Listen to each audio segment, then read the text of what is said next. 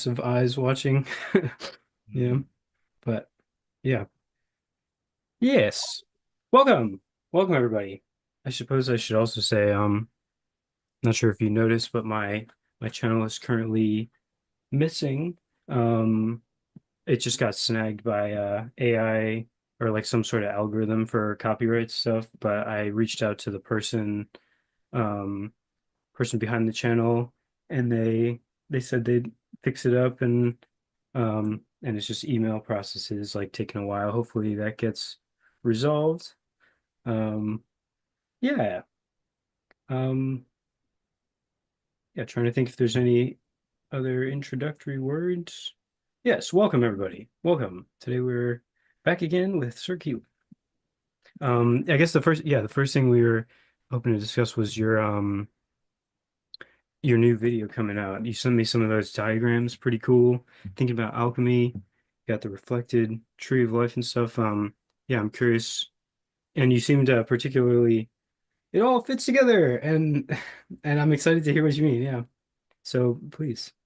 All right. Well, let me just go ahead and share my screen so that annotate, slide control, show meeting. Like, surely there's a button. We're editing this out. We're editing all of this out. Yeah, Okay. no Stop worries. share, show video panel, hide floating meeting controls. All right. So All right, so this diagram, first of all, I should say that it's already kind of out of date since I made it. There are definitely some adjustments that I would make to this, and I'll explain that going through. But and I'm gonna have to make a lot more diagrams anyway. But this is as the title to the left there indicates, this is for part two of the series that I'm working on right now, which is allegedly about Jean Gebser's text, The Ever-Present Origin. In reality, it's the history of human consciousness according to Keelan, which is loosely based on Jean Gebser's The Ever-Present Origin. So this is part of the fruits of that labor, and this is kind of a modified form of a diagram that I have used before.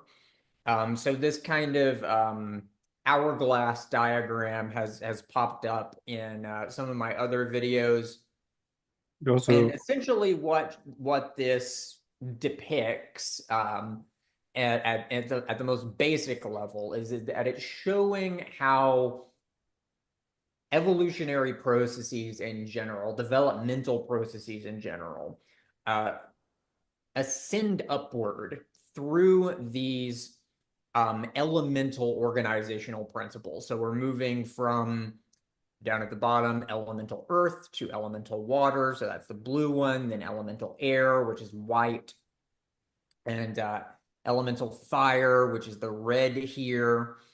And so you can also see that I've got the kind of Kabbalistic tree of life going on right here. And so what's really going on is that as we move up through this, we're seeing the development of the different psychical structures, as it were. They're actually the subtle bodies, not psyche, but the yeah, let's just call it that. The subtle organs of the human organism and how they develop over time as the ego incorporates these different organizational levels into itself. kind of corresponds with like Steiner and Barfield talking about the evolution of consciousness as well, right? Like, And Fichte as well. Fichte, I've come to see, is a very huge player in this whole narrative. I had never really paid attention to Fichte before. He's kind of the German idealist philosopher that kind of doesn't get invited into the club for whatever reason. You always hear about Hegel and Schelling and Heidegger, and Fichte is not talked about too much, but it's really Fichte who first began to develop a philosophy of subjectivity as such. And so that's a whole other thing that we or could talk that. about. Yeah, And he understands history as this kind of gradual realization of self-consciousness, which obviously is going to be very influential for Hegel's work as well, Hegel's phenomenology of history. Um, so this is in that ballpark for sure. And this really came out of my attempts to kind of extract the metaphysical implications of the book The Ever-Present Origin by Jean Gebser. And so if we use his terminology here, you kind of start from the bottom. So that's the what I would call the somatic layer, elemental earth. This would correspond to what Gebser calls archaic consciousness. And then as we move up, then you've got the second layer here, which has Saturn, Pluto, and Uranus. That is then what Gebser would term magical consciousness. Then with elemental air here in the middle, we have mythical consciousness. And there's a number of things going on right here because really this, it's not terribly obvious from the way that I've lined it up, but this structure of archetypes within the mythical structure is an octahedron. Hmm. It's you've got the sun at the top and the moon at the bottom, or the converse, and then you have I see. I see. the kind of square, which is Mercury, Mars, and Venus and Jupiter, and Interesting. yeah, and those then correspond to the four archetypes which Robert Moore was concerned with. So the ruler, the warrior, the magician, the lover, Hmm. and then the sun represents what you could call the ego ideal, so the kind of self-understanding as a kind of ideal or eternal object or form or what have you. And then the moon then correlates with the anima. And so what's happening here is you've got this process of differentiation which is Hmm. occurring I have a quick where, little question, if I may. yeah, The go ahead. I noticed you have the outer with the outer planets there on the second stage. I'm curious about if I remember correctly, originally you had Pluto as kind of the I think it was on one of the two sides, I think corresponding with what is it, Bria with it's like the initial separateness of like the Yeah, so I Plutonic. initially had Pluto as Hakma Yes, Hawkman. and then Uranus as Da'at. And I have flipped those for a couple of reasons. One is that I've come to see that I just don't think that Richard Tarnas is quite right about the way that he is making these correlations between the perinatal matrices developed by Stanislav Grof and the archetypes of the outer planets. He's got them out of order, in my opinion. Mm, And if you organize it like this, it makes more sense, I think. And also it better accords with this notion of the celestial spheres. Because the thing is, if you're moving upward, you start down here at Malkuth. I'm looking at the top one right now, but Malkuth, and then you move up through the moon, and then Mercury, Venus, the mhm, sun, Mars, Jupiter. If you go up through this, it actually follows the order of the celestial spheres, and the only one that's really out of place here is Pluto, but it makes sense that Pluto would be out of place here because Pluto is the archetype of separation. It is the archetype of boundaries. It is the threshold guardian. mm, And so it makes sense that within the spirit world, as it were, Pluto would be here kind of guarding the threshold between the world of the unborn and the world of the living, while in our physical solar system, it is kind of guarding the threshold that is the outer limits of our solar system. So, mm. but yeah, basically, yeah, I rearranged this somewhat because I think it's actually uh, Saturn that corresponds to the perinatal matrix 3, which is the constriction and the life and death struggle of the infant actually moving through the birth canal.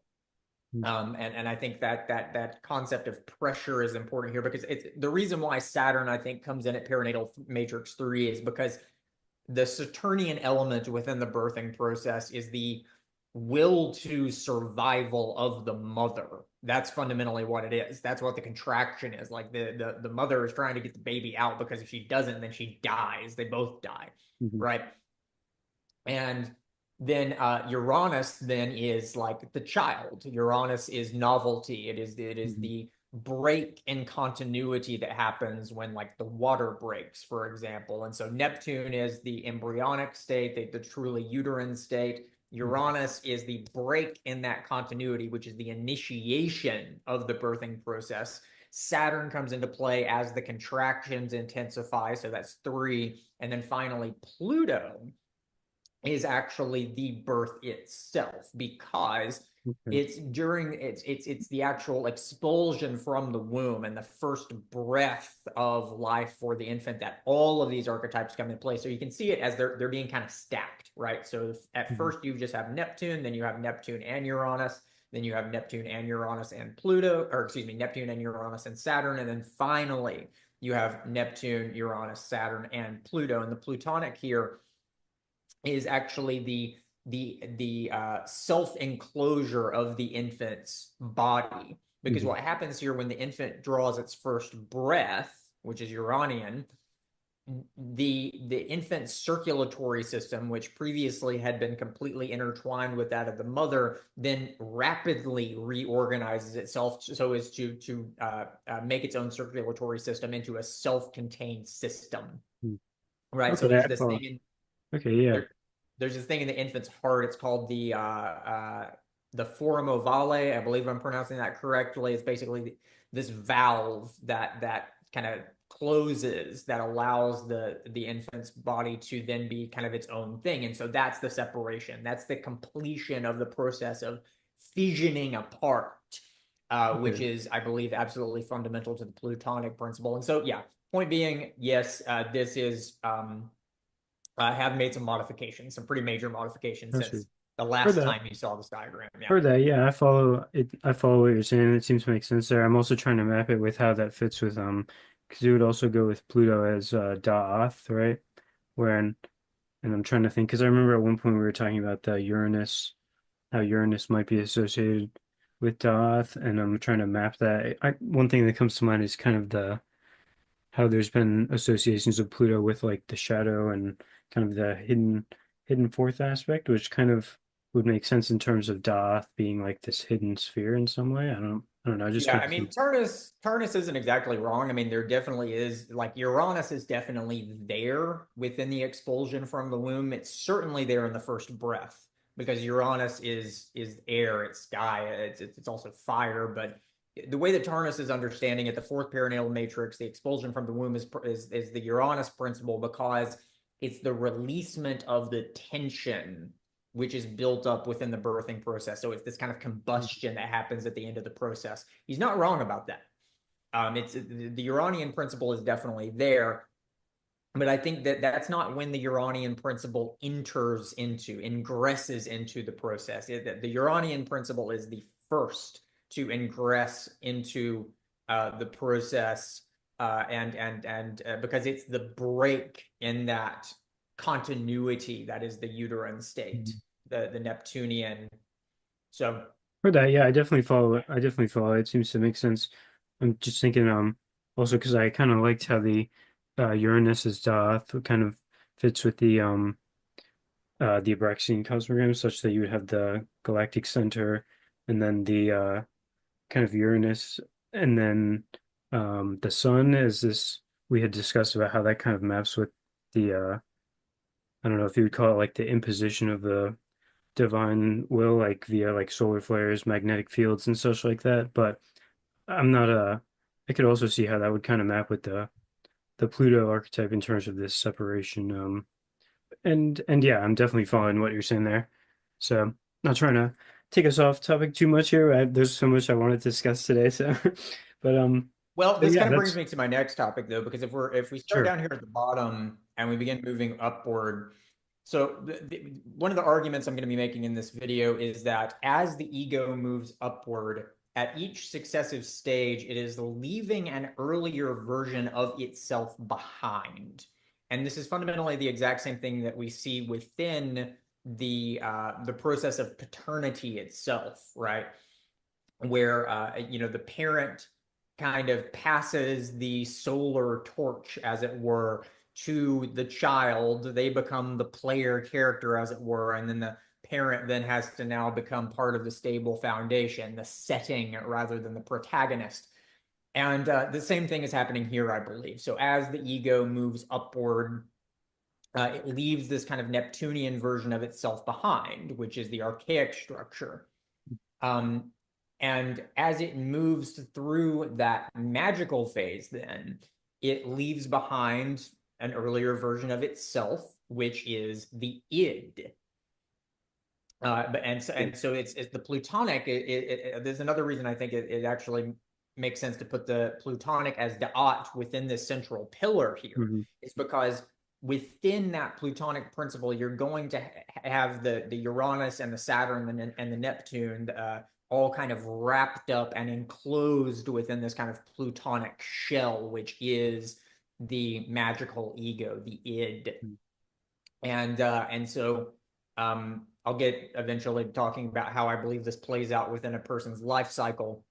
But this occurs when I believe during the development of the magical ego will be completed within the first 7 years of life, right? And so when Saturn is at a square with its natal placement, that will be the Mm. completion of the magical ego. Oh, And nice. then the ego will then move into the next phase, the mythical ego. Nice. So, That's cool. and the That's same, cool how it maps to the actual cycle. I dig that. right? And so, yeah, and the whole thing does. So as we move up, then you get this kind of bifurcation of the soul, which occurs within the development of the mythical ego. You get this division between the Hmm. stellar and lunar souls, as it were. And so the lunar is the relational self. It is the self as it is defined in relation to the earth, to one's family, to just other people, one's social obligations, duties, that kind of thing. And then the solar is the self ideal. And so the lunar soul, as the ego moves out of the mythical and into the next structure, which I've been calling it the discursive structure, the moon and the sun are going to be left behind, and they're going to form then the lunar soul is going to become the anima because it is going to be the internal image, the internal archetypal image of otherness, Hmm. which is how the lunar soul defines itself. And then the solar soul is then going to become what Freud called the ego ideal. Um, so Hmm. and for Robert Moore, this is the higher self. Jung also talked about a higher self. I'm not sure if it's exactly the case that this quite corresponds to what Jung is calling the higher self. In some sense, it does certainly. But in any case, you get this movement upward, and then we move into the realm of what I'm calling the discursive structure, which is elemental fire, Hmm. and this is going to become the super ego because it's the inner critic. It is the inner faculty of discernment and Hmm. distinguishment and pragmatism. It is the reality principle. And so I'm kind of calling into question though my placement here for this as well because I mean Earth traditionally is associated with Malkut. That makes sense, and that there's something very Virgo here about the idea that the Malkut Earth superego, right? Like because Virgo is Yeah. kind of the Earth principle of Hmm. Mercury. Um, Also, this is when we're starting to talk about like pure subjectivity as well, right? And it kind of I'm thinking about how like the Earth might fit like between the sun and the moon in a sense, and like how. well, that's what I'm thinking though here is that maybe it actually makes more sense to push the Earth up to this middle point of the perspectival Hmm. ego and kind of put something in between here because I'm thinking we could actually say that Malkut is Vulcan. Okay, yeah, I was gonna ask how that fits in here. Because this Yeah. also corresponds, as I understand it, with like Steiner's Earth evolution process, or like even maybe shorter time frames, such that Now like this is the whole thing. That's okay, what I'm. okay, This is okay, so Steiner's then Earth evolution process. And okay, in so fact, then I mean, not to sound too cocky, I am going to sound cocky because I actually don't give a shit. But I don't think it's particularly what shocking, but this is higher resolution than what Steiner gives us.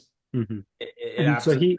he talked about Vulcan as it would go basically at the top of this whole diagram, right? Like in terms of the final stage corresponding to the physical at the top. But I remember I also did some other research, like you had sent me some stuff about alchemy and such, because this also corresponds to the alchemical process, of course, with the reddening and the yellowing and such like that. And those Yeah, so could let's go through each of these. So first of all, with the alchemical process, most people are familiar with well, there's really one of two popular versions of the alchemical like coloration process. It's like nigredo and then albedo and then better. whatever the yellow one is, citrine, Mhm. whatever it is, and then the red, the rubedo at the end. There's this book, I do not remember the name of the author or anything. It's that video I sent you about the Mhm. alchemical process. That guy makes the argument that it's you have black, then white, then yellow, red, and then violet at the end. And I think there's absolutely something to this that's Mhm. violet there. And And almost like an iridescent quality as well, such that it's like I remember you described Vulcan almost as like the etheric body of the sun. I think what you kind of referred to, like, I don't know if that's the terminology you would stand by, but like kind of yeah, this more spiritualized, and it's almost implying like further stages of the alchemical process, right? Like basically there would be like seven or nine like stages as opposed to the initial four, and these are kind of prefiguring like further evolution as I yeah, understand and I think if we want to get real esoteric sounding with it, we can actually say this. If we replace the Earth here with Vulcan, move the Earth up to that central violet thing, then we can say this, that the blood of Christ transformed the etheric body of the Earth because it Yeah, was bringing Vulcan back to the Earth because that's what Vulcan actually is. It damn. is it is the archetype. It is the spiritual form of the ultimate final stage of Earth Oh evolution. And man. right now, it's pretty much contained within the sun, or it's actually surrounding the sun, because it's purely ideal at this point. And so the sun represents highest values. Vulcan represents the final stage of the Earth, but it doesn't exist Mhm. yet. And so they're both kind of the same thing for Mhm. now, but eventually they're going to split apart, and Vulcan is Mhm. going to materialize into a physical planet Mhm. eventually. I'm pretty sure. Um, So this is not Vulcan as the moon of Jupiter, right? Like, because that's pretty no, no, sure. no, no. Yeah. No, Okay. this is the And then. traditional Vulcan. This is the Vulcan that makes Mercury do weird Mhm. things. It's Okay. the And then. part of the sun's etheric body. I'm also reminded of how Steiner talked about, Christ is a sun being. Christ came from the sun and united himself with the earth. And then I've also heard people talk about in the age of Aquarius, like Sophia emanating from the sun. Originally from, Steiner said, went from the central sun to the sun, which to my mind is the galactic center. And then I've also in the sense where uh Michael, the saint, uh, So Archangel Michael. Michael, I believe, is actually going to be the Jupiter principle here, which is going to come into play at this the first stage as we move upward, right? So as we move through this purple and up into red at the Mhm. top, that's going to be Jupiter because and I actually wanted to redo the color coordination for this Mhm. because I think it would actually make more sense if I took this red down at the bottom and made that more of like a saffron color and then made that central star red. Mhm. And then this second part up here, this the noetic realm, this Mhm. part would actually be violet. And then I was thinking like doing some kind of like teal or turquoise for Yeah, this cool. kind of psychical equivalent of the mythical structure, and then yada yada whatever. Because Yeah. anyway, the reason I'm saying that is partially because of the way this maps onto the days of the week. Because so if you start down here at the bottom, so the tree of life diagrams, tree of life and roots of life that we have here, they're really showing us the composition of the human organism that is being created.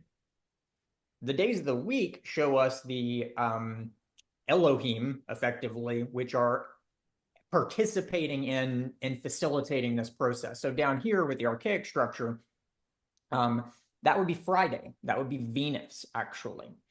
And so that Venusian principle is here, partially because it's merged with that Neptunian principle to be the Earth mother goddess of the Paleolithic epoch, right? The Venus of Willendorf and all that, right? Okay. This is another thing I was totally wrong about. I said the Venus of Willendorf isn't actually Venus. I was wrong. It's Venus and Neptune. I was arguing that it was just Neptune and that archaeologists don't know what they're talking about by calling it Venus. I was wrong. It's It totally happens. Venus It and Neptune. happens. And so anyway, and as you move up through, and the Venus is also here in the Serpent in the Garden of Eden, because that's going to be what causes the initial subjectivization of the human ego, our initial capacity to distinguish between the possible and the actual, which then opens the way for um, archaic awareness to become magical subjectivity. The Venusian principle is also at work in facilitating that. And in that sense, it's also Lucifer, it's also the serpent. Hmm. So, yeah, Friday you got Venus, then you have Saturn, right, for the magical structure. So Friday, Saturday, Sunday, Monday. Here, of course, Sun and Moon. So those just map directly onto one another. Uh, Tuesday is then going to be Mars, which makes sense. This the development of the discursive structure that's going to correspond to the age of Aries. This is the age of the great empires and wars and all that. There's Alexander also the Great, the Achaemenid Empire. there's also something about the corporeal aspect which is coming to mind insofar as um uh this sorry if this is a bit of a digression, but the I was also of course I'm very interested in Galahad Adonis's work and such, and Yeah. his in the he's got the tree of life in the cosmogram, and so I'm thinking about how this would map there. And in this regard, you could almost think of like the skull of Adam um at the bottom of the cosmogram, like would correspond with the star in the middle in a sense, such that this is also, I'm just trying to connect it with the Mars aspect insofar as Mars is this corporeal embodied thing. And there's a thing with the skull of Adam being um also like the principle of death basically, which comes with the fall. And then as we have the Christ event in the middle there, that's basically Christ redeeming like the corporeal element like as such, like and kind of that would include death and like the fall and stuff like that, where the actual bodied aspect of our lives is participating in you Well, know the Mars is also very much associated with the principle of sacrifice. Sacrifices were Mm, made during Aries season within traditional cultures, mythical cultures. mm, There's all kinds of associations between this idea of Mars and this idea of blood sacrifice. So it makes a lot of sense that Mars would be dominant here during this kind of discursive Pyrrhic stage, because that's where the Christ event is going to happen. It's going to happen here, right in the middle of it at Malkut, which again I'm arguing that that's really Vulcan, not Earth. But mhm. in any case, you move up then to the perspectival, and that's going to be Mercury. That's going to be Wednesday, and this makes so much sense because that's the Faustian age. That's Odin, right? Odin is Okay. not Jupiter. Odin is a mercurial god. He's not. He's the All Father within Celtic and Norse mythology, but Odin is, or I should say Norse Germanic mythology, but Odin is a wanderer. He goes off and does weird trickstery things and cross dresses and learns the alphabet of magic from witches. He's very much much more mercurial than Jupiter or Zeus.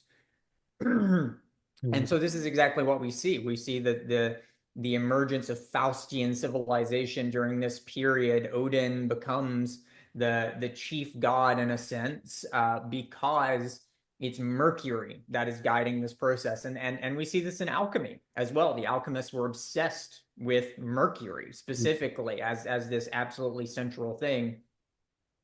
Um, and Okay. so yeah, that's Wednesday, then Thursday. So this is Michael, right? This is Jupiter for this next stage of imaginal or integral or whatever you want to call it. Um, Mhm. because what we're doing is we're moving from the dianoetic down here with discursive consciousness through the perspectival and into the noetic. Mhm. And so then the next bits of this get kind of fuzzy, right? Because we got more stages than Steiner gives us. Steiner gives us Jupiter, Venus, Vulcan, and we need four, and we've already used Venus here. So I think what's going on here is this.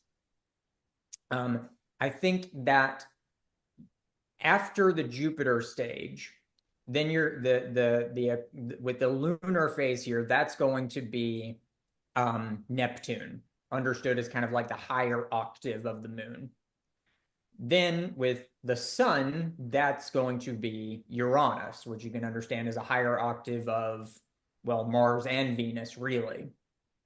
Then up here, Pluto, we'll just map on directly to Pluto. And then finally, the very end, Vulcan, because that's what Vulcan is. Vulcan is the final embodiment of the Earth. Mhm. So, And would that like reflect maybe in the days of the week such that they would have like multiple days, or would you suggest like a like a 11-day week or something? Like it's kind of I mean, well, maybe. yeah, I don't know. I don't know. it's interesting. I mean, I'm not trying to It knock it. raises the Yeah. question of because we can see the significance of the seventh day of the Sabbath because it is the movement out of the earthly domain and into the spiritual, but it ends there and it resets. Mm. And what I'm suggesting is that reset, it Mm. actually keeps going. And so, It's yeah, I don't it know. might almost be like an image of like a 2 week cycle almost, such that it would correspond with the lunation cycle somehow. I don't know. Yeah, yeah. Well, you could see that as yeah, you could see it as a lunation cycle. That's an interesting way of putting it, actually. Um, yeah, I don't know. I don't know. Yeah, yeah, It definitely looks like it goes through. It actually goes through slightly more than 2 weeks, doesn't it? Because no, it doesn't. You start at Venus, and then so it starts on Friday, and then you have what Friday, Saturday, Sunday. So it ends on Sunday. So it's actually yeah. So it's not quite 2 weeks, but yeah, I don't know. I'm not yeah. sure. Yeah, it's interesting. And there's also the kind of aspect which is curious insofar as how this might relate to the physical body. We got a little bit in the weeds last time because I was just a little overwhelmed by all the big ideas and such, but like it'd be interesting thinking about how this might relate to actual uh like we're talking about the evolution of consciousness and like how would that what would be the destiny of the physical body, I suppose, like in this, I don't know if we really want to get all into that right now, but I definitely kind of envision this as like an alchemical process insofar as it would be further kind of refinements or whether we want to call spiritualization, whether that be this kind of Aristotelian spiritualization or a more immanentized way of thinking about that. I don't know, but yeah, I don't know if you want to say something about that. You could, but we don't necessarily have to go all into it. There's a bunch of things so going to get to. Well, one thing that I can say here is that when Steiner's talking about the etherization of blood, I'm confident he's talking about this lunar phase up here, which will correspond to Neptune. Um, so after the age of Michael, that will be that what takes place. So what does that etherization of the blood amount to? Physically, I'm not sure, but metaphysically, I think we can say that it's going to be a kind of reconciliation with the Great Mother, because Hmm. that's the role of Neptune here, and it's going to be that reconciliation. I believe is going to really facilitate the reawakening of human telepathic abilities. Hmm. Because what I've come to see is this. So this is a bit of a tangent, but I think this is directly related. So I've talked a lot about David Bohm's work, which David Bohm, the way that he describes this, I'll put it in my terminology instead of his, but there's the noetic world, which is the implicate order, Hmm. um, which then is this kind of like dimensionless singularity that then projects out the holographically projects outward the explicate world, so the corporeal world. And so basically the idea here is that there is this kind of underlying psyche that intertwines everything together, but it exists in this other dimension, this implicate realm. What I have come to see is that this implicate order, which weaves everything together, is not some hyperdimensional singularity that exists beyond us in any kind of way. It's literally just the Korra. It's literally emptiness itself. It's the void because it's undifferentiated.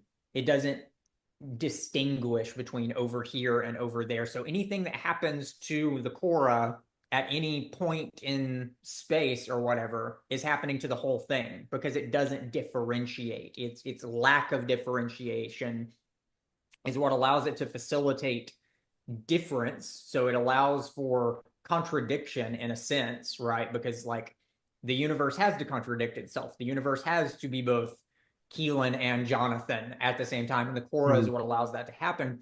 But I think it's also what's facilitating all of this non-local interaction because it's Hmm. all really the Korra and its lack of form, which facilitates everything really. Hmm. So in any case, what that means is the implicate order is not somewhere else; it's right here. And so what that also indicates to me then is that this Neptunian principle that's coming into play after the age of Michael is going to directly relate to this reawakening of human Hmm. Basically, psionic yeah, basically abilities or like whatever you want to call that. basically like the ability to interface with this kind of implicate, more hollow platonic or however we want to put it, like kind of aspect of reality. It's kind of the spiritual uh the spiritual implicate aspect of these lower layers which are imminent. Like they're not, it's not elsewhere. It's not some spiritualization and becoming like, you know, insofar as we would become like angelic beings, it's also that it's still imminent though. I'm struggling to put it into words, but I definitely get a sense for what you're saying there. Very interesting. And that core, it's my mind is now going to eurythmy and constellation and eye contact and stuff. I don't know if you might be curious to hear a little bit about that. Um, um, So let us. I'm gonna stop sharing my screen. Did it stop sharing? Not yet, no. Hang on. Hmm. I hate this thing. I hate that it's so annoying. Can I just close this? Will that stop So, it? Screen sharing yes, is stopped. there we go. There we go. All Yes, right. Success. Okay. So before jumping into that, restroom break real sure. quick. Be right back. All right. Sounds good. I think I will share my screen here in the meantime. Um, because hopefully you can see this.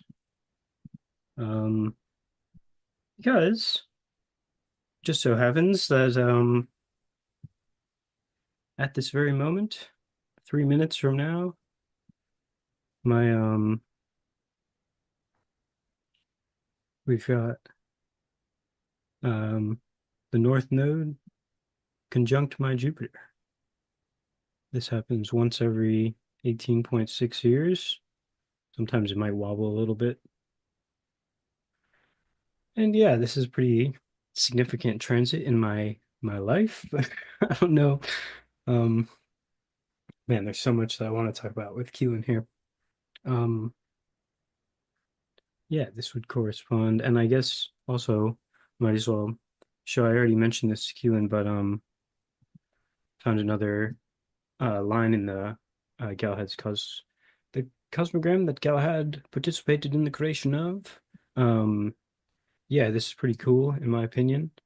Uh, how this overlays, and I thought, what if I put another line on here, and you'll notice that it um, this goes with Jupiter and Saturn, which this reminds me of the Great Conjunction in 2020. And this would go through the eye of welcome back, good sir. Um, I was just mentioning how at this very moment I've got the North Node conjunct my Jupiter. Happens once every 18 years in about 60 seconds is when it goes exact. Um, and that Oh, you're reminds me, showing your yeah, you've got it's showing your desktop. It's not. no, dang it, dude. It's always messing with me. I click the right thing and then it shows the other one. Can you see now? Yes, yes. All All right, right. cool. Okay, I was just mentioning how yeah, the North Node is conjunct my Jupiter right this very minute.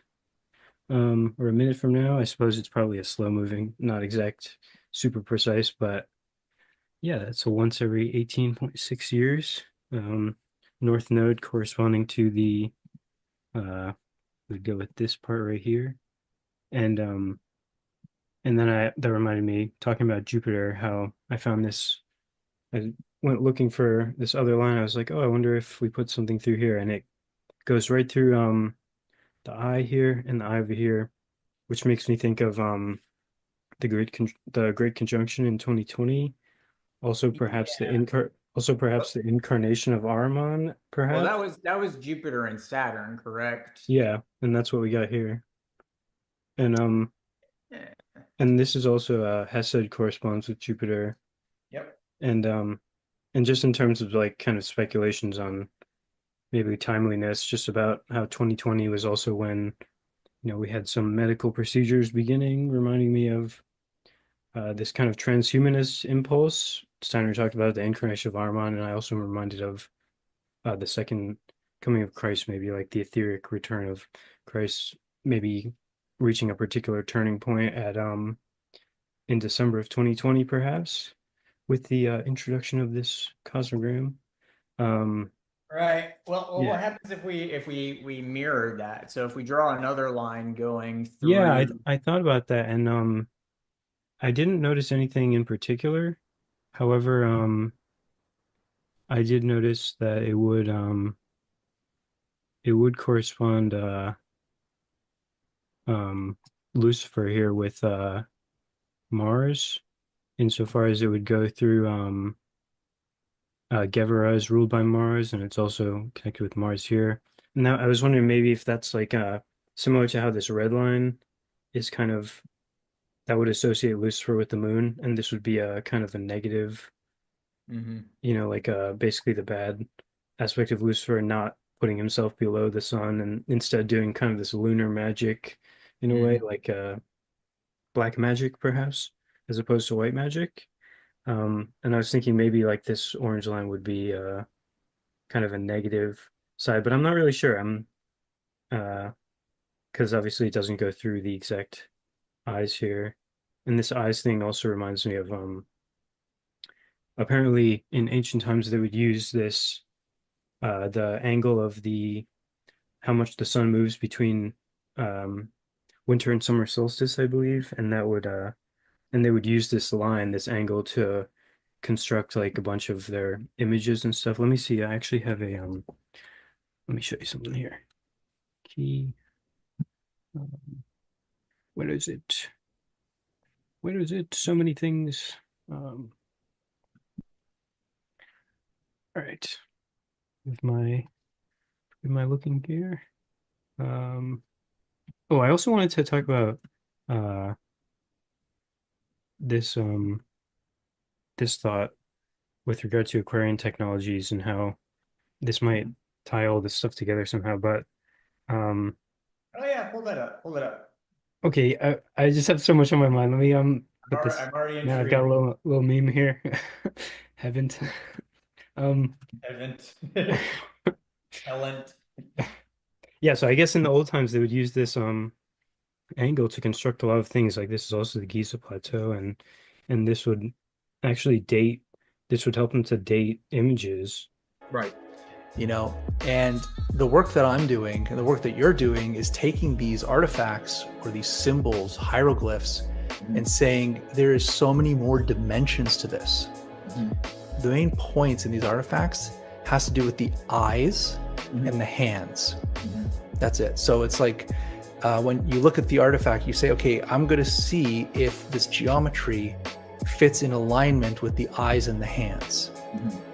And when I put my overlay on it, and my overlay is very simple, it's just a 23.5 degree line from Jesus's eye. The whole perspective of this room goes directly into his eye, and it's at 26 degrees. So it's half of 52 degrees. Right. All right. And you can see the line from his eye goes to the left, which is where Aries starts, right? Aries See- is all the way on the left, correct. And For you those see of you how- guys who are keeping track, Aries is green. He's wearing the green. That's how you know it starts. You have spring, summer, fall, and winter. They're broken up into 4 sections of 3. It is spring all the way on the left because that was the first. Aries was the first, right?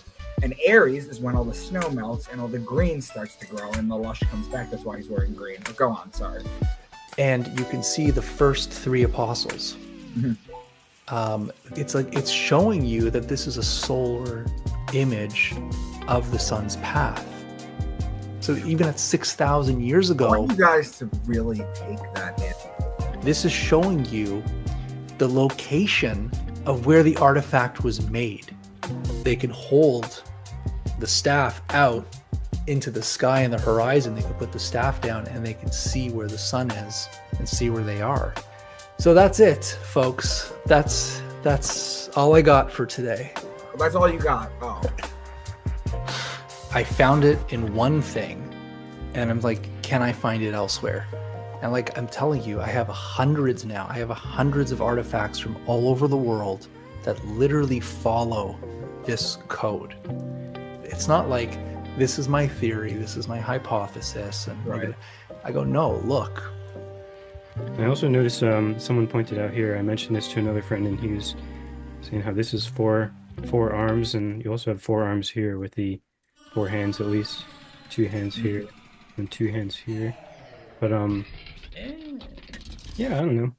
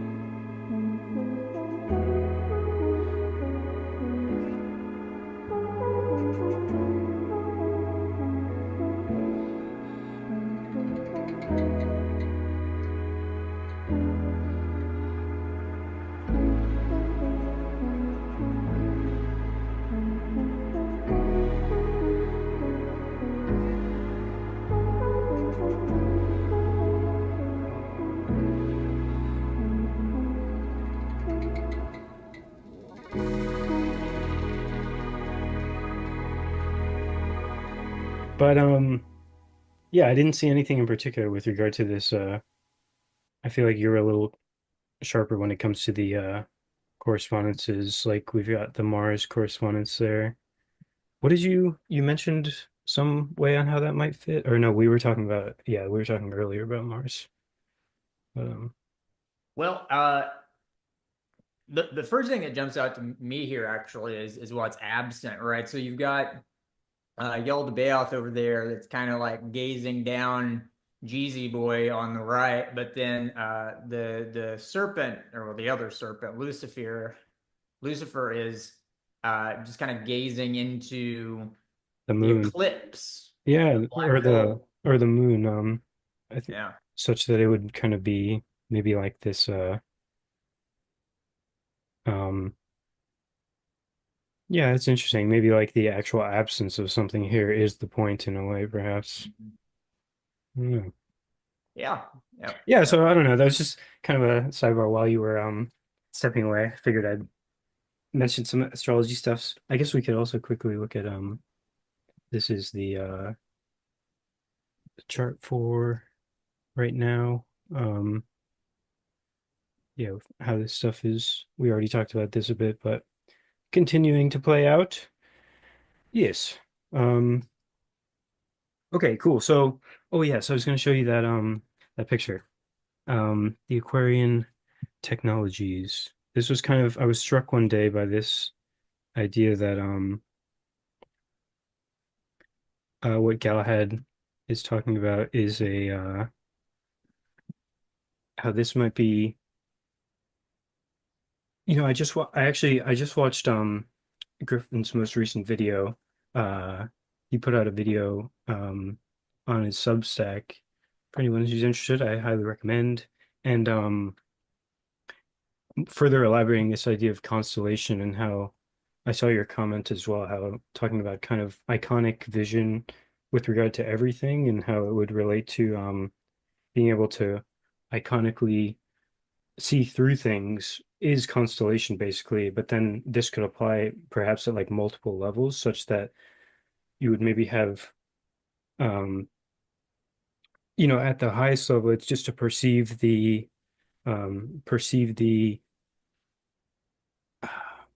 the temporal aspect of things as such, like straight through, but then as we kind of move down the layers, it would be maybe this would be to perceive the stars iconically, and this would be to perceive etheric things like plants and humans and etheric processes, morphogenetic formative stuff, and then maybe this would be more about like constellating material things, if that makes sense. I worry about speaking out of turn just because, and I think I'm just going to say something real quick here about how I annoyed him. Um, and I'm not annoyed with him.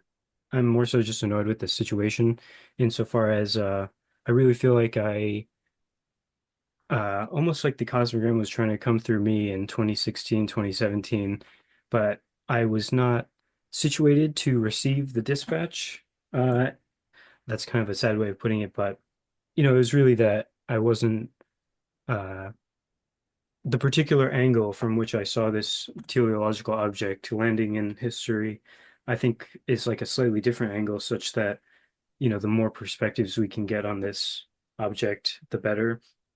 And it was just the fact that for me, it was more so about, I suppose you could say, constellation in a social context. When I look at you, to look through you to the deeper you and the future possible you, and how there can be this crazy spike in signal where we really encounter each other and we're um understanding each other and without ablating our individuality or anything. And it's this dance that we can get into and how I think that connects with the idea of the body of Christ insofar as it's kind of this medium through which people would link up as a larger body or something like that. And also, and then finding a Steiner talking about eurythmy, I was just like, because in that way, it's kind of like how we can make those deeper realities of ourselves, these higher level aspects of who we are, to actually put them into to make them more evident. I suppose you could think like one way I think it corresponds is with this idea of the Rubik's Cube, which he's talked about on Substack, about how the individuation process is kind of making the octahedron uh, manifest on the whole cube, as it were, like the golden. I'm not sure if I'm describing that, but he talks about how at the center you can see kind of the octahedron shining through. And in 2016, 2017, what I saw in this kind of peak psychedelic experience was a cube with an eye on each face of the cube. And I didn't really understand how that connected to kind of this dispatch about human interrelating, or however we want to put it. But later I saw that maybe it kind of corresponds with this idea of eurythmy insofar as we can really put the put the more subtle aspects of ourself into our movement. There's so much going through my head, and really it's been a process of struggling to articulate this, and also it really kind of destroyed my social life insofar as it made these these communication dynamics very like hyper salient to me, such that I couldn't really do them naturally.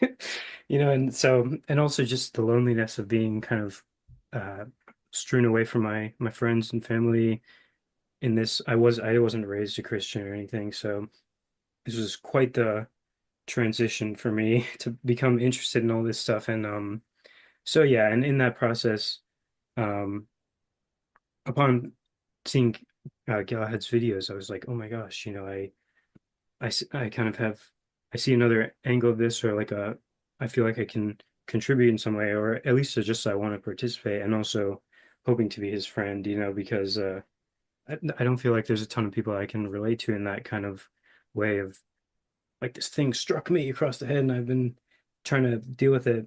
It's been great talking with you and everyone else, and I but yeah, I was definitely desperate is a little bit of a harsh word, but it's like definitely really yearning to be his friend, and kind of thinking about like the way I come off and stuff like that, and hoping that to make a good impression. And the fact is, talking about this stuff as what I'm talking about is kind of this phenomenological experience of constellating in a social context, which is, I would say, like largely nonverbal, insofar as there is this, sorry if this is a little bit of a long tangent, but the like the it's the reconnecting to the natural will of our embodied movements, and how when we speak, Steiner talked about how speaking as eurythmy is like the larynx performing gestures, you know, but then there's a way where the whole body can become a larynx in a sense. And just the fact that texting, it really strikes me as antithetical to this kind of impulse that I'm talking about. And I also think that the fact that we're moving away from a print-based culture into a more visual media is Mhm. part of this shift that I'm kind of noticing in a sense. That's how I experience it. And so just the texting, the one-to-one correspondences of words, definitions, we imagine the context onto the way that the other person is speaking. And that's when I was just talking about the way that we speak. And I always struggle to put it into words, but hopefully you're kind of following. Insofar as uh, texting people is difficult for me, and texting Galahad with all the circumstances, I just really kind of annoyed him. And I think it's totally understandable that he was annoyed with me, but it's just kind of frustrating because I have difficulty communicating the context of where I'm coming from and stuff, and difficulty with texting. So I'm hoping that he'll maybe change his impression of me over time, hopefully. But I don't know. I really apologies to Griffin, I suppose is what I'm saying, for the irritating messages and such. But yeah, I definitely hope to, because I really see this powerful synthesis where you've got, you kind of looking at I don't know, I'm most of all curious in the interpersonal and um, what do you call it? The social implications of all this, and like how it all applies in our embodied relations and stuff, and what does it look like to constellate in a face-to-face situation. Um, so yeah, and these updates with the cosmogram and stuff, I definitely, yeah, I hope that uh yeah, and I again point people to his recent video because it was definitely helpful in this respect, and I see it's great stuff, man. Like, dude, it's great stuff coming out of Mr. Galahad Jones. And yeah, so that's kind of a little, I don't know if you want to say anything about that, but that's kind of my sob story, as it were, and hoping to hoping to just fill out the context and the picture a bit for people, and for Griffin himself, in terms of where I'm coming from. And yeah, no shade at him. It's just kind of a circumstantial annoyance of me being struck by this crazy thing that makes texting difficult, et cetera, et cetera, et cetera, et cetera. And yeah, so yeah. Okay, so well, first of all, I think Griffin. I don't want to put words in his mouth or anything, but I get the impression from Griffin that He's on kind of a lone wolf journey at the moment, it seems to me. He kind of he's not like me. Like I am a Anya type 4 to the marrow of my bones. I am a performer. You know what I mean? Like I want to be kind of in the limelight. I want to talk to people. Mm. Um, I like, just going on Discord. Nothing thrills me more than having a room full of people in Discord VC and they're all listening to me talk. That's my Luciferic impulse, right? Griffin doesn't really have that going on. Griffin's more interested in, or at least not to the same degree, I don't think. He's more kind of touch and go with the social performative aspect of all this. I feel like it makes him a bit uncomfortable in a way that it doesn't for Yeah, me, it's and only, and and it's so I only, think I think, sorry to interrupt. no, Please. Okay.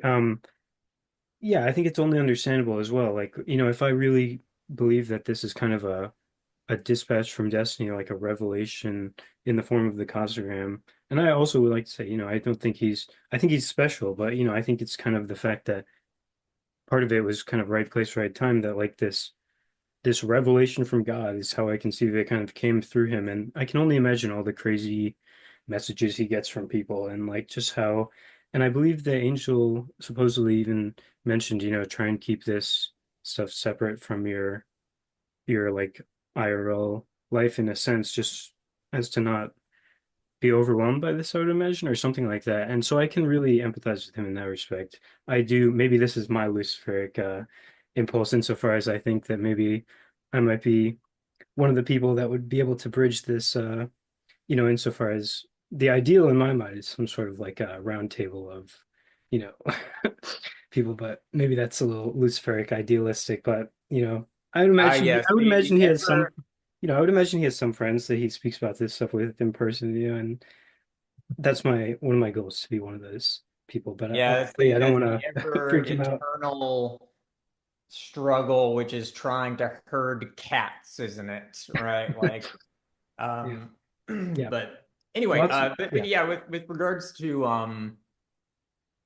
Griffin's videos, his works and whatnot, it's very interesting to me that me and him have arrived at very similar conclusions much of the time through very different pathways. Now, of course, I am up to my eyeballs in academic philosophy and esotericism and divergent science and all that jazz. Griffin, he's much more of an intuitive guy, but um, interestingly, I was actually commenting on this. I was talking to him about his most recent video, and I forget exactly what it was. It was pertaining to I think this whole I read your comment, and I think it was about the kind of piercing through right. the Yeah, yeah. the It was the sensory. kind of rendering the world transparent that occurs through this kind Yeah. of imaginal perception. And he described it in almost the exact same way that I did. And so I talked to him about this, and I was like, "Did you get that from me, or did we just happen to land on the same thing?" And apparently, we just happened to arrive at the exact same way of describing this, Hmm. completely independently of one another, which is fascinating. I Yeah, mean, I totally believe him. yeah, me too. And I think there's a lot of people kind of circling, and this is kind of, the spirit of, I can understand and I really empathize, and I'm not trying to throw shade at him, but it's really that spirit of collaboration, which kind of, I also think there's a healthy place for kind of competition in a way, like, but at the same time, I think that, um, yeah, like kind of there's a lot of minds circling some big teleological object that's about to land or something, and it's like the more angles we can get on to pull it down or something like that. I don't know. That's a little bit of a Eve pulling down the apple idea, but it's like I I think you understand what I'm saying. It's it's like yeah, I think a lot of people are circling these same things, and the more we could work together, I suppose, would be ideal. Indeed. Yeah. So with that said, where was I going next with this? Yeah, the constellation thing, constellating. Um, This is interesting. There was because Griffin actually is not the first person I encountered who used that terminology. I actually knew someone. I was part of Matthew Segal's little circle of friends on his Discord server when I used to hang out over there. Like there was a person who um, kind of introduced me to that idea of constellating as Mhm. a way of thinking about what thinking is, and, Mhm. and I think it's very interesting. I'm not entirely sure where she got it from. I think it was I'm pretty sure. maybe Jungian stuff, or maybe Yeah, she I'm just pretty came up sure. with it. I don't know. I'm pretty sure Jung used the word, and I heard recently through messenger groups and stuff that I guess Griffin recently kind of said that like the way that he uses the word is actually quite similar with as how Jung used the word, except there are kind of subtle distinctions. Yeah. Yeah. So anyway, but this constellating though, the way that I've come to see it, that this constellating is noesis. Fundamentally, that's exactly what it is, and this is very significant here because it casts really the entire history of Western philosophy since the well, for the past 1,000 years, really since the Great Schism, in a very different light. And I'm particularly looking at the nominalist movement in the 13th century. There's a lot of big things that happen during this time period, which was kind of the second turning of Pluto and Aquarius. I believe that's really what's going on here. The 1,000 year cycle that we're in right now is the Pluto and Aquarius cycle, and it began with the schism of the Catholic Church. 250 years after that, you get the nominalist movement, you get Meister Eckhart, you get the introduction of the number zero with the Arabic numerals into the Western world. You get Angelo Foligno, you get Hadovich of Antwerp. Lots of interesting stuff going on there. 250-ish years after that, you get the Renaissance. 250 years ish after that, you get the late 18th century, where everything we know of as modernity came into being. And now we are once again Mhm. in a Pluto and Yeah, and Aquarius this period. yeah, and that's why I put this on that picture I made Aquarian tech, like almost Aquarian. It's Yeah. almost like this new technology in a sense, or like faculty psychotechnology, however we want to put it, like ability that yeah, I agree that it's like a big kind of that seems to map in that regard. Yeah. Yeah, and but back to the nominalist thing though. Okay, This yeah. is this is fascinating here because so the nominalists and really it's William of Ockham who's considered kind of the arch nominalist of this time period, is really making this very radical break from the Aristotelian and Platonic metaphysics, which was dominant in Christianity at the time, by arguing that forms, universals, do not have existence independent of thought. Now, this is very interesting because a lot of people would argue that this lays the groundwork for what would eventually become physicalistic science, which is true.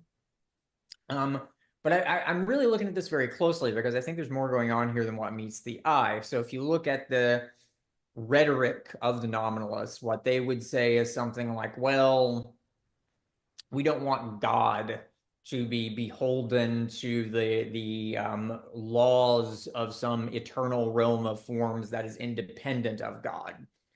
And so we want God to be even more all powerful, and that's why we want to do this with the forms. I don't buy that. I don't think that's what's going on here because I just don't think there's a strong argument to make at all that the Aristotelian interpretation of God is any less powerful than a nominalist one would be, because the Aristotelian God, is the unmoved mover. It's the proteusia. It is that which um, does everything in a sense. And so I'm looking at this and I'm like, well, why? Why would the nominalists go so out of their way to try and rip up, well over what was that, five, six, seven, so like 1,700 years of the Western philosophical tradition in order to say that concepts only exist in our heads? And the answer, I believe, is this. it's because of human freedom. It's because there's this underlying impulse that demands human freedom within Christianity itself at an unconscious level. Because what the nominalists are doing is this. What they don't like about the universality of forms is not that it limits the freedom of God, it's that it limits the freedom of human beings in a sense. Because if you look at this through an Aristotelian lens, psyche is composed of forms, but they exist in a way that they can kind of pull us around. Like within this kind of Aristotelian way of looking at things, like you are not really your psyche per se. You are, what are you exactly? Well, you're psyche, but you're matter. Your soul. Well, really, you could say that your soul is psyche in the sense that it is this kind of complex of forms that your body is striving to realize. Okay, so this lines up pretty well with these ideas of like morphogenetic fields and whatnot, right? But what the nominalists want is for the human soul to not be beholden to these forms. If the soul is made out of forms, then you're just carrying out the motions of whatever forms happen to constitute your psyche. So they're trying to weasel their way out of that for good reason. This is important. This is actually moving in the right direction, I believe, even though it looks like a deterioration from a certain vantage point. Because what I've come to see is this: the nominalists were actually kind of right. There is no eternal realm of forms that just exist independently of consciousness. That's not what the pleroma is. It's not what the noetic realm is. These things don't exist independently of thought. They are created by thought, but the pleroma, the noetic realm, is noesis. It is thought. It is constellating. Constellating is how the forms come into existence. And I think Plato knew this. I've been looking back at Plato after I've been thinking about this. I'm looking at the way that he says so many things. The fact that throughout the Socratic dialogues, he never gives a definition of a form, ever. He leads you down the trail, and then the dialogue ends, and you're stupider than you were when you came into it. You know less. All you know is what the form is not. He never gives a definition. And moreover, there's the whole thing with the Cora, the fact that he has very mysterious things to say about the Cora, and then after that, Aristotle says that in the secret teachings, the Cora is addressed in a very different way. But perhaps more importantly than all of that, I think, is this notion of anamnesis, this idea that accessing the forms is actually memory. Well, what is it remembering exactly? Think about this. So Like what? remembering the future. No, it's remembering the past. I mean, it's creating a future, but so I mean, I guess you could put it that way. But so when we look at this whole process that I'm seeing within the ever-present origin, going through these different phases, one of the major themes that's taking place throughout these different structures of consciousness, these transitions, is that the human capacity, the human ego's capacity for abstraction, for constellating, is increasing over time. Okay. And so we see this at every stage, right? At first, we get this limited capacity for abstraction, which allows us to have artifice, fire, arrowheads, things like that, images. It's a very pictorial kind of abstraction. You move on from that into the mythical, and now the gods are universals in a sense. They are universal forces of nature. You don't have like the river itself understood as a spiritual being, rather you have a god of fresh water, which is present in the river and the rain and the whatever, right? Like you've got this generalization that's happening. I see. So, And it's kind of like that we're, insofar as the forms are created, it's kind of that we ascertain, like it's, I think I see where you're going, but please continue. I don't want to interrupt. well, it's not just that we're creating the forms. The forms were there already because thought Yeah. was there already, but we are developing the capacity to have that creative power. That's really what's happening here. Mhm.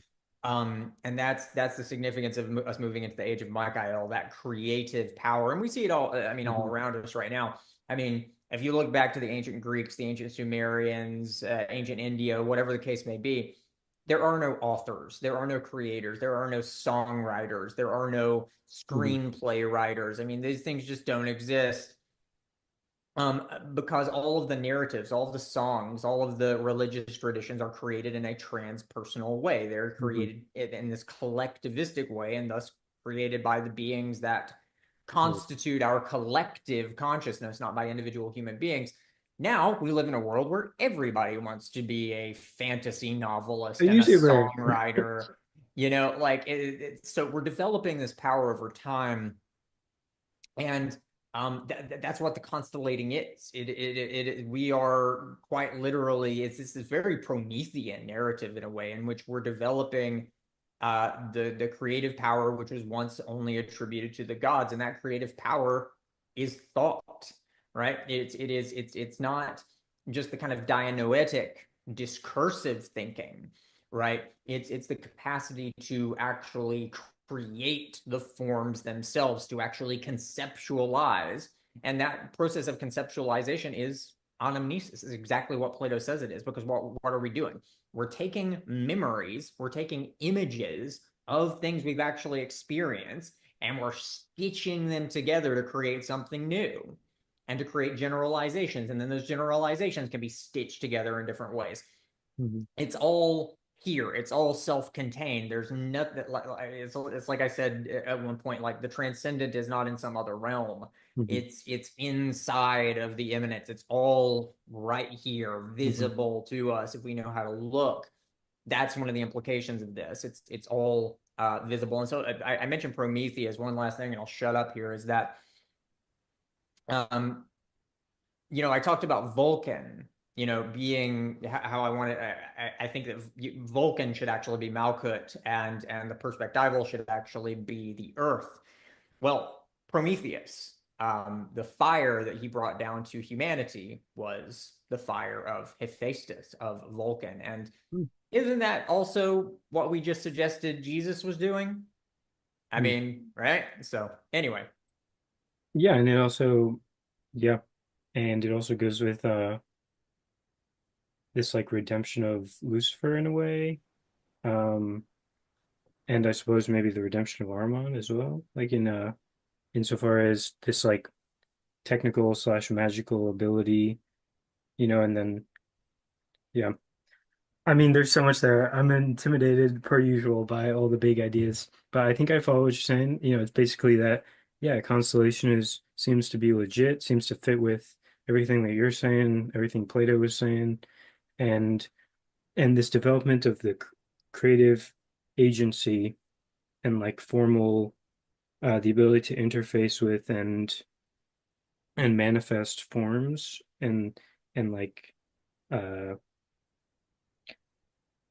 that creative agency is really, I remember I changed the topic to talk about Galahad and constellation stuff because I think I was about to say something about exactly this, like this kind of creative agency of eurythmy, and like I've used the word eye contact, and I spell it with an I, kind of like an yeah. iPhone, and it also goes with like eye contact is in contact epistemology and iconography, such that it's like this when we develop this faculty, this technical faculty to pierce the images and um, in this iconographic way, then that's one side, and then the other side is this creative agency of um, like semiogenesis, and I think a word they used one time in terms of like I can Meaning making. yeah, That's meaning what making, Vervaeke and I talks can about and I all the do that time. every Meaning time. making, yes. Yeah, and I do that every time I speak. I'm like kind of immanentizing a form in a way. Like if I say dog, then it's like, and it's also every time even the slightest smile, it's this complex music. And I think that we can become musicians in this regard, and we can also learn to kind of vibe with the music around us and through other people. It's all so good, man. It fits together. It's beautiful, I love it. Um, Yeah, I'm not the best at articulating, but these conversations have been very helpful in that regard, and and all the great stuff that's going up on YouTube. Yeah, but does that kind of make sense in terms of this, how eurythmy might fit in terms of this, being able to, it's this creative agency with regard to the forms that we iconographically embody in a sense, like yeah, Yeah, and I think you could say that eurythmy, you mentioned how Steiner says that eurythmy is kind of transforming the entire body into a larynx in a yeah, sense. This is an interesting way of putting it, right? Because yeah, because yeah, you could see eurythmy as this attempt to close this gap between the bodily and the noetic. yeah, It's because it's transforming the entire body into a noetic instrument. yeah, In a or at sense. least just having the interplay where it's like a true consummation where they're always kind of connected and there's this back and forth of heaven and earth, you know? Right. Well, I mean, and that's already there. There's Yeah. always this kind of reciprocal thing. But what Eurythmy, I think, is aspiring to do is to bring that entire reciprocal process into the purview of our active Ego. agency. And Yeah. so it's moralizing the entire process Yeah. potentially. And I think that's what Steiner wanted. He wanted it to all be within the purview of the human moral agency, because for Steiner, moral agency and intellectual agency and creative agency are all, Hmm. uh, well, they're really all the same Yeah. thing ultimately. Yeah, and it would fit insofar as like the thing like the Christ as uh the logos and also as we discussed with Tiferet and I suppose I thought I My lost you. camera's just acting weird. Keep going. Nice. Um the insofar as I heard Dale Brunsville talking on an interview recently and he says, that the ego the is the moral agency of, determining what is Christ-like, what is Luciferic, and what is harmonic. And in this creative context of like music and eurythmy, it would be, um, what is on that middle pillar, and in my actions, or am I, and to be able to, you know, like actually, I think, Steiner said that how it worked is that you would perceive Christ in the etheric once you tame your astral body, then you look from the eye through the astral to Christ in the etheric. Mhm. And and I think it's kind of just in terms of the balance between um uh like Venus and Mars, I suppose, and then the solar principle in the middle and or Lucifer and Yaldabaoth and or Armon and uh in terms of yeah, the solar music, I'm struggling for words just because it's this diffuse multifaceted kind of idea that I've been struggling to put into words for a long time. But um, yeah, does that kind of track in terms of you see I'm trying to connect it back to the stuff where we discussed about music and the middle pillar with Tiferet as like it's not I almost think about it where on one side you have too conscious, overly conscious, leaning too far towards the noetic realm where we're like imposing forms on the body in a sense and like very conscious and deliberate. Starting to use the word mime, like Yeah, I mean, so on the right side, you've got, it would be like Uranus, Jupiter, and Venus. And then on the left side, you would have Saturn, Mars, and Mercury. And so Um, you could see this as a duality of expansive and contractive principles. Mhm.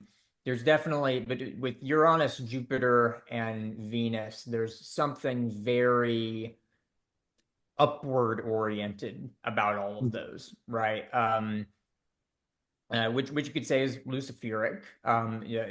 Uranus, we could associate that with chaos, with rebellion, Mhm. with the French Yeah. Revolution, The with way, yeah, the way that I think about it is kind of like magic insofar as like Lucifer, it's you've got like the magic, he's got the staff of Caduceus. It's also like medicine and how I think about like language is magic, such that all right, I gotta collect my thoughts. The when if I'm speaking, I'm doing magic all the time, and like if I'm very contrived in my magic, this can be like overly atmospheric. But then on the other side, it's uh, we're talking about the marriage of heaven and earth, right? So again, on the earth side, it would be kind of the unconscious aspect of the body, or like the natural being of the body, like the natural will almost. And then to bring the gnomic will into harmony with the natural will, then you have eurythmy. And we were talking about how the Christ, we're developing this ego agency such that we can perceive and be selective in regard to what we create in our kind of musical being in this regard, where we would be able to really dial in on that balance or something. I'm really struggling. I just wish I wish I could articulate it so well, but we're getting there.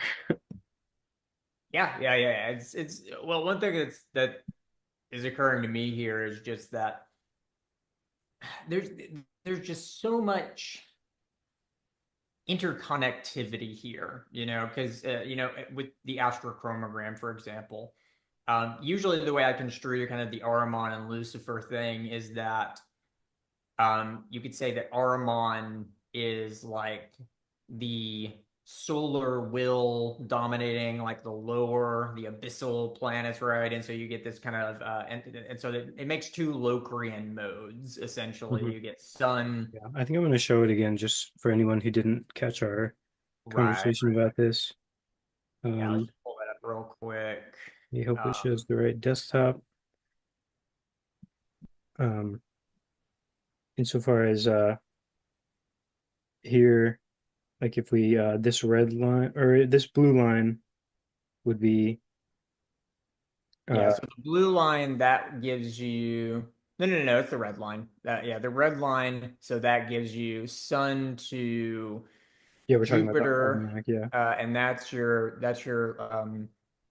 harmonic, and then the moon going the other direction over to Venus. That would be the Luciferic, Yeah, and and this connects in terms of actual like scales and like or musical modalities, I mean, insofar as like, this is kind of talking about like what is like harmonious music and what is like uh kind of more evil music in a way, I guess you could say, but it's hard, it's all contextual. It's very you well, can't it's about stability. So these yeah, would form the Locrian mode, which is this the would the be Locrian mode is unique in that it's it's almost unusable.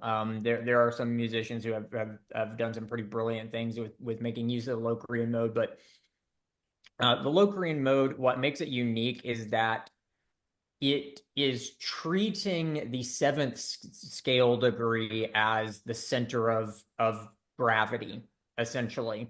mhm. But there's this paradox here because the thing that you're treating as the center of gravity is the point of greatest instability within the scale.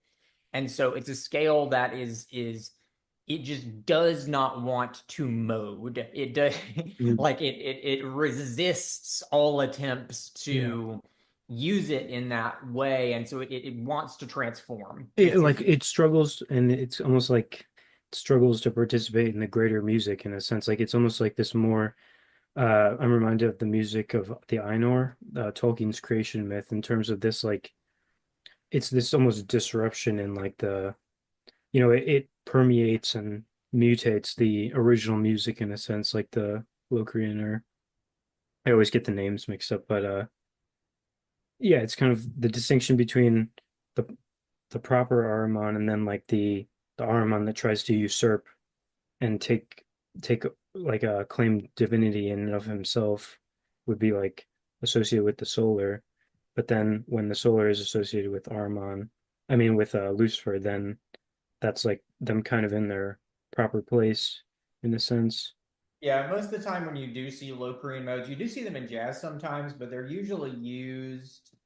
in such a way that you've got these weird modifications, so it'll be like Locrian flat something or double harmonic Locrian or whatever Mhm. the hell. It's very rarely just straight Locrian because it's just so difficult to Yeah. use Locrian. Yeah, and I think that's such a beautiful analogy, like with, or not even an analogy, it's like a reality of kind of jazz, like we've talked about, or people talk about the jazz metaphor, like life is kind of an improvisational jazz type of thing, and how, that includes, this is like, brings my mind to like universalism and stuff, insofar as like even Lucifer and Ahriman participate in the music, and maybe they throw in this Locrian discordant aspect, but it is all part of the jazz. And kind of if it was all just, like if there wasn't this almost chaotic corporeal, I don't know how to put it, like the possibility of freedom and change and stuff. I think you're tracking what I say, but I struggle with the words. Like, then it would just be boring music. It's like the jazz is exciting, and when you and when even when there is some of the bad Lucifer involved, but I think ultimately it's kind of, we're looking for a holistic picture or something like that.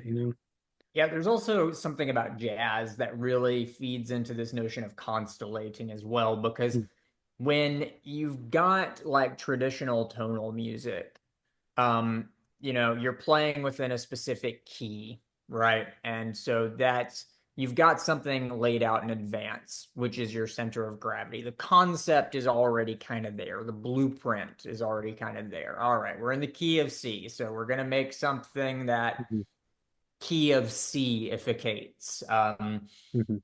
But with jazz, you're able to really just sit down and just play a chord and have no fucking idea what you're going to do next and Mhm. just figure it out. And yeah, I mean, that's constellating, man. That's the form is being born through Mhm. the life activity that it Yeah. corresponds with. And so Yeah, this and gap between transcendence and immanence just closes into a into creativity being the ultimate principle, like with as Whitehead would say, right? yeah, absolutely. Oh, We've dude. done it. We solved philosophy, boys and There we go. girls. Wrap it up. Consciousness, the evolution of consciousness is complete. We have done it. You can drop all of your ethics 101 classes and go, fully commit to your econ degree or whatever it is. You're welcome. You're welcome. No. Okay, well, this, I suppose this is a good, maybe landing the plane a bit now, bring it back towards more practical things. Um, Not that this isn't practical, but like less high-minded, or however we want to say it, Mhm. less creative, perhaps. I don't know. But the uh yeah, I've been thinking about, I don't know, maybe I should save this for another day, but I think I'll just toss it in a little bit, that I've been thinking about, I'm trying to move out of my parents' house and stuff. And I've been thinking, I don't just want to get an apartment and like do something lame that'll get shut down by whatever, whether the grid fails or whatever, whether there's lockdowns and stuff. I would like to not be, I don't know, dreaming big. We got Neptune and Pisces trying to dream big and such. So I'm thinking, I'm looking for people. I've been talking with one guy who might be interested in more of a, definitely not a cult, like some, I suppose everything is a cult in a sense, but it's like the just something of an intentional community, perhaps. I'm not exactly, sure people will jump to conclusions about this, but I'm taking it slow. It's just, yeah, thinking about this type of thing. And yeah, I don't know if you know anyone interested or you'd be interested yourself, but just kind of putting that topic out there, in terms of, even if it's like, and this would not be a complete Luddite thing. It's like, I would imagine I would hopefully have, there would hopefully be someone involved who knows about like AI and technology and stuff, such that we could still participate in like the redemption of Armon and stuff, not just like completely go off cabin in the woods style, do like the, you know, regressing or whatever. Like, yeah, it's just kind of putting that idea out there, because ultimately that's what I'm talking about, is these in-person, face-to-face relationships that are constellating in a social context. And like, and because man, I really, I just watched that recent video of griffins, but he's talking about the practical implications and how it's kind of shifting the collective vibe in a sense over time towards these more ideal possible futures or more desirable or however you want to put it, more ontologically correct futures. And yeah, that's what really calls to me, and and I really hate texting, so just moving in that more embodied direction, and yeah, just kind of putting that out there. Yeah. Well, all I got to say is that my David Koresh mullet is coming along nicely. Just do not ask me for advice for what to do after you move out of your parents' place, because I'm not the person for that. My early 20s were a complete and utter disaster. So yeah, you Yeah, don't you don't want to do what I that's did. you. Well, Um, but, I but mean, yeah, I mean, yeah, we'll see. I mean, I guess the ultimate goal here has to be some kind of like actually getting people together in real life somehow yeah. or another. But that's definitely fighting against the current Mhm. currents, the the Yeah, zeitgeist, if yeah, you know what I'm saying. yeah. The pneumatic swells and such. Indeed. Yeah, yeah, and I think that's important. Also, that to stress like this is not to throw stones at anyone. Like I also think you know, Galahad talking about the practical aspect. I think a big thing with the Aquarian impulse in general is kind of this distributed, non-centralized thing in a way, where like each person is a divine vessel of, each person is a kind of image of God in their own, and they have these abilities or such that it's not like a centralized thing. I think that we can move the cultural zeitgeist and stuff in this kind of distributed way where we're all hopefully interacting with our local communities and stuff. But, I really think that, more intentional relating in this regard could be a very powerful thing. And like, I think it would also even be good. I would want to have like stuff such that people could visit and like spend a weekend like in a more natural environment and stuff, just to kind of counterbalance this matrixification of everything, which I despise. And yeah, I'm yeah. sitting here like cleaning dust off of my keyboard while you're Oh, talking no and worries, no what the worries. hell I'm doing, but All good, all good. yeah, the matrixification. Yeah, and this is why like it's I remember when I was younger, like it was so much easier to just be around other people. It was really COVID. I mean, COVID changed everything. I was already kind of becoming a little bit of a recluse even before that, but like I remember I used to be part of like the punk rock scene, and I would go to shows all the time. I was constantly, out, I was either performing or hanging out with people or whatever. I mean, there was like actual social circles of weirdos you For could real. go and hang out with.